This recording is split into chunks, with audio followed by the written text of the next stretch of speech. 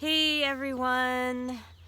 I just wanted to do a video about plant identification because I got some questions after my post yesterday of Angelica just about plant ID and species identification, which is even trickier. So it's often you can identify the plant but not what particular species. So I just thought I'd share some of my favorite books. We're finally in the Northeast here in New York State in the Adirondack foothills experiencing spring, and I took this opportunity to do this video outside because yay, it's like warm to us, and we're supposed to get thunderstorms, bad storms this afternoon, which is pretty funny because it snowed on Sunday or Monday it snowed. So I'm just taking this chance to do an outdoor video, and I just want to share some of my ID books. So plant ID is really important, and identifying plants positively with 100% assurance of what you have is also really important.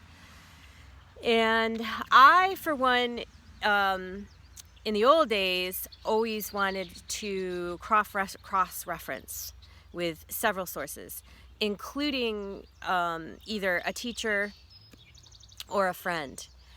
And I just want to say here that I just ask that you don't send me photographs of plants to identify, because for one, often it's really hard from the photo to identify it. Also, because I'm going to give you resources right here and now for you to do this. And also I get a lot of emails and messages, and I'm having a hard time keeping up with them. And so if possible, hopefully this will help you to be able to do this on your own. Also, there's apps now, so I'm going to share books and apps. And when I first started doing this, there was no such thing as the internet, or I didn't know about it. So now there's great apps, and I guess I'll just start with that. The app that I use, and I don't know all the apps, there's probably many of them that are really great. The one that I know of that is good, that I've used actually all over the world to identify plants at this point, is called Plant Snap. So it's the Plant Snap app. And if you have an app you like that you've had success with, go ahead and put it in the comments for others to see. And you basically take a picture and you upload it or download it or whatever, and it the app identifies it and gives you some suggestions. I don't recommend using Google only as like maybe a cross-reference source. I've seen misidentified plants so if you go to Google, put in the plant and go to the images, I've seen misidentified plants there. So I might go there again as a cross-reference. I think I like to have at least 3 sources to positively identify, and I like one of those sources to be, like I said, another person. So if you have a friend that is doing this as well, who's interested, it's always great to even like share pictures back and forth or take walks together and identify, and then also cross-reference with books. So I'm just going to share some of my favorite books. So one of the first ones I ever used was the Peterson Field Guide to Medicinal Plants and Herbs. And this is Eastern and Central North America. So of course, really important that you get a book for your region.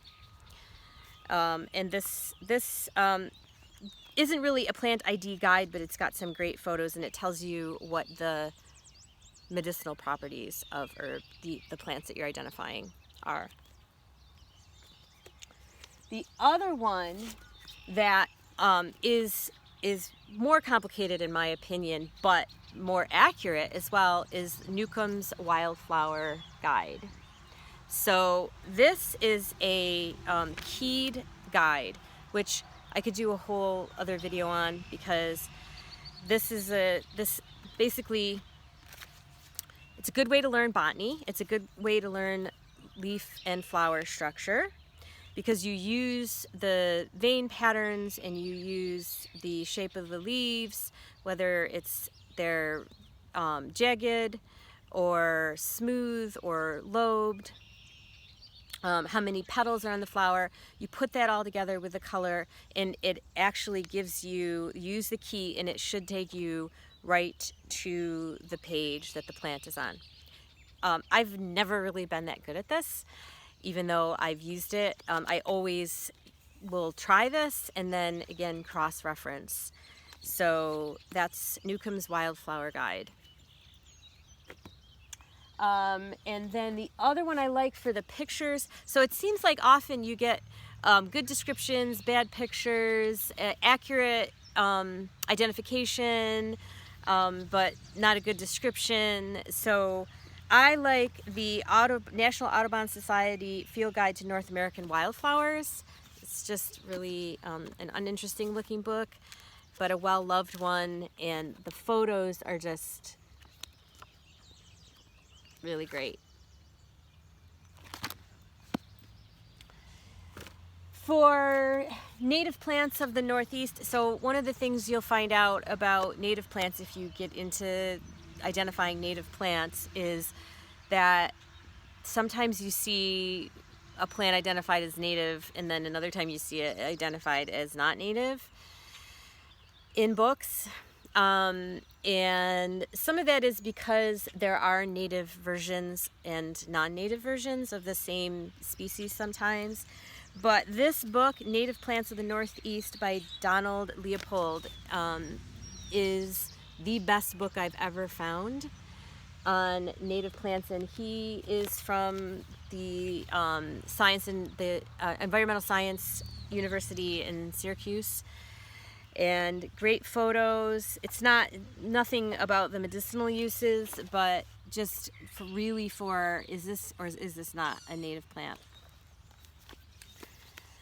And then the last, I have another Peterson guide, Wildflowers of the Northeast and North Central North America. And lastly, in New York State, Wildflowers of New York State. So I hope that helps with everybody getting out and learning about plants this year. And a couple things, if you're out there, be careful, be mindful not to step and crush and whatever to plants. Be mindful if you're identifying of the fact that they're right under your feet.